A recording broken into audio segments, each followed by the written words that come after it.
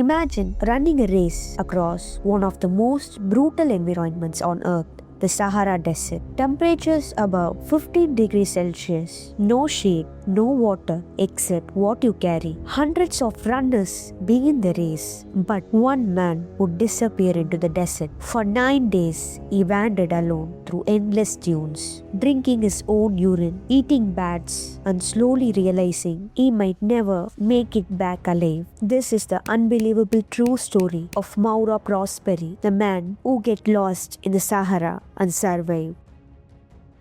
Before he became famous for one of the greatest survival stories ever recorded, Maura Prosperi was an ordinary man born in Italy in 1955. He grew up with a deep passion for endurance sports. He joined the Italian police force and worked as an officer in Sicily, but outside of his job, he had another identity. He was an ultra marathon runner, the kind of athlete who did not just run marathons. He ran distances that most people would never attempt: deserts, mountains, extreme environments, and eventually he set his eyes on one of the most brutal races in the world.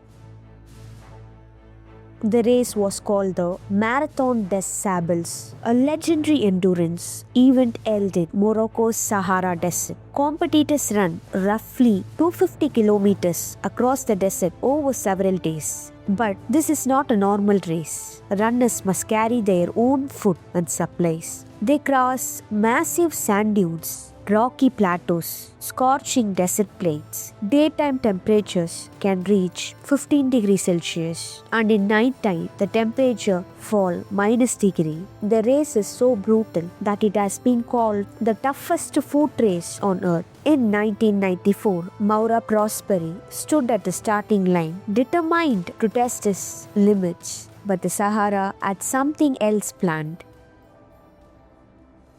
4 days into the race, Maura was performing well. He was experienced, focused, and strong. Then the desert changed without warning. A massive storm swept across the coast. The sky turned orange.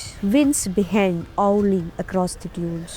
Sand blasted runners from every direction. Visibility dropped to almost zero. Race organizers told runners to stop moving and wait it out. But Maura made a critical decision. He believed he could still navigate. He knew the direction. So he kept moving, and step by step he walked directly in the heart of the Sahara. When the storm finally stopped, the desert was silent. Maura looked around. The race markers were gone. The tracks were gone. The other runners were gone. He was completely alone. In every direction, only sand dunes. Miles and miles of empty desert. He checked his compass, but the compass was damaged by sandstorm. The Sahara is enormous. Over 9 million square kilometers. Without landmarks, without a guide, without water, a human can vanish here forever, and Maura Prosperi had just disappeared. He kept walking, hoping to find the race route or a rescue helicopter. But the Sahara is deceptive. The landscape never changes, just endless dunes. His water began running out. He rationed every drop, small sips, one at a time. The heat was unbearable. The sun burned his skin. His lip cracked, and the silence of the desert became terrifying. Still, he kept walking. By the 4th day of being lost, his water was gone. His body was collapsing from dehydration. Then he found something unexpected: an abandoned Muslim shrine. A small stone structure used by desert travelers. Inside the shrine, he discovered bats living in the darkness. Desperate for survival, he caught the bats and ate them raw.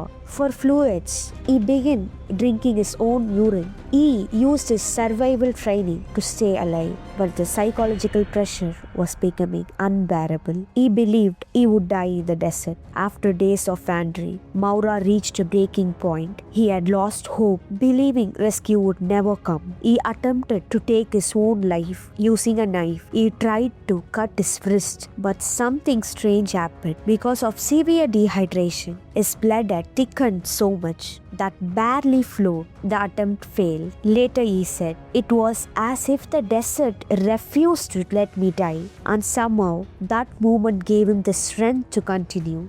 9 days after disappearing, Maura was barely alive. His body had lost massive weight. He was hallucinating. He can't even able to walk, and he fell down. Then suddenly he saw something in the distance. People, nomads. He had unknowingly crossed the border into Algeria. A group of desert travelers found him wandering across the sand. They gave him water, shelter, and eventually transported him to safety. He had survived the Sahara. When rescuers calculated his journey, they realized something incredible. Maura Prosperi had wandered nearly 300 kilometers through the desert alone for 9 days. With almost no food and no water, doctors said his survival was nearly impossible. But his story became legendary in the world of endurance sports. And even more incredible, he returned to the Marathon des Sables again years later, this time finishing the race.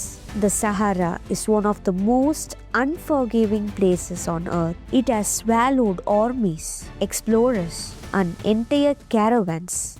But in 1994, one man walked into the desert and somehow walked back out. His name was Maura Prosperi, and his story remains one of the greatest survival stories ever recorded.